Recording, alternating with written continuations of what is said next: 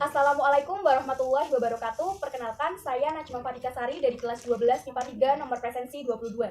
Kali ini, saya akan melakukan praktikum mengidentifikasi sifat asam basa suatu bahan menggunakan indikator alami. Tujuan praktikum ini adalah mengamati perubahan warna indikator alami pada larutan asam dan basa. Langkah pertama yang harus kita lakukan adalah menyiapkan alat dan bahannya. Yang harus kita siapkan adalah gelas, cobek dan ulekan, air, jeruk, deterjen, kunyit, bunga sepatu, bunga kencana ungu, dan bunga argenium. Yang pertama, kita harus menghaluskan bunga-bunga ini menjadi suatu ekstrak. Kita akan haluskan kunyit terlebih dahulu.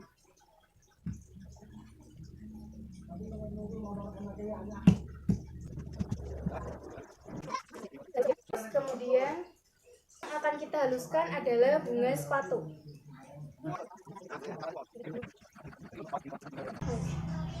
Setiap mengulek satu ekstrak, kita bersihkan cobeknya agar warnanya tidak terkontaminasi. Ketiga yaitu ekstrak bunga argenium. Dan yang terakhir adalah bunga kencana ungu. Langkah selanjutnya yang harus kita lakukan adalah membuat dua larutan, yaitu larutan A dan larutan B. Larutan A berisi air jeruk nipis dan larutan B berisi air sabun atau air deterjen. Yang pertama, air jeruk nipis.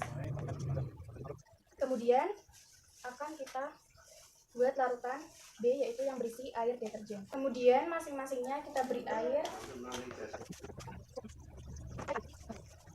Dua larutan ini sudah jadi, kemudian kita masukkan ekstrak-ekstrak ini ke dalam masing-masing gelas untuk kita cek apakah ada perubahan warna di larutan asam dan di larutan basa. Yang akan kita coba adalah kunyit. Akan kita masukkan kunyitnya.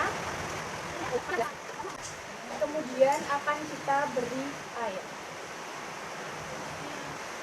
Dan sini larutan B.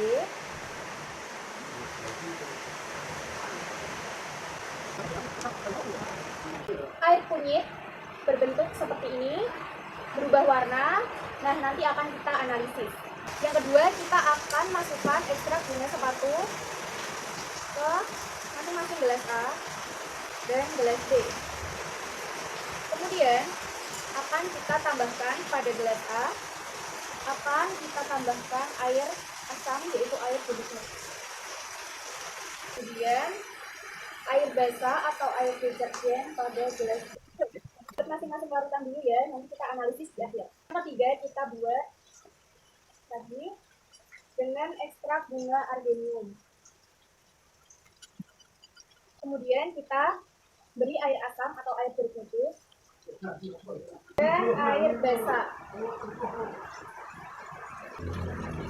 Terakhir adalah bunga kencana ungu, akan kita masukkan.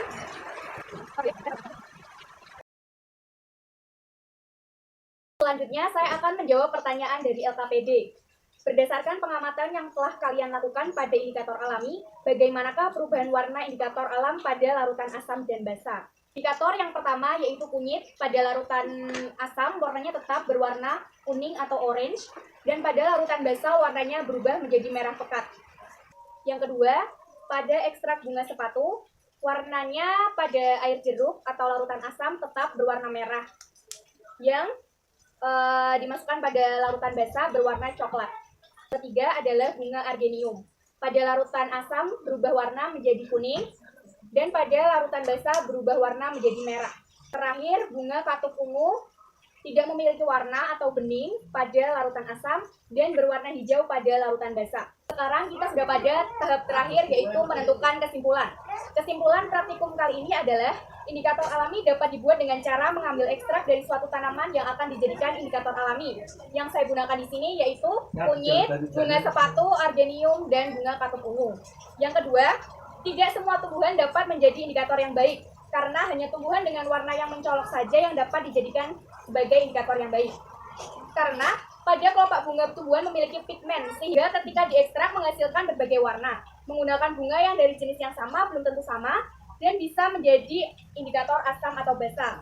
Indikator asam basa yang baik dapat memperlihatkan warna berbeda dalam larutan yang bersifat asam dan larutan yang bersifat basa. Di sini saya bedakan dengan gelas A dan gelas B. Terima kasih, sekian praktikum dari saya. Mohon maaf bila ada kesalahan. Wabillahi taufiq walhidayah. Wassalamualaikum warahmatullahi wabarakatuh.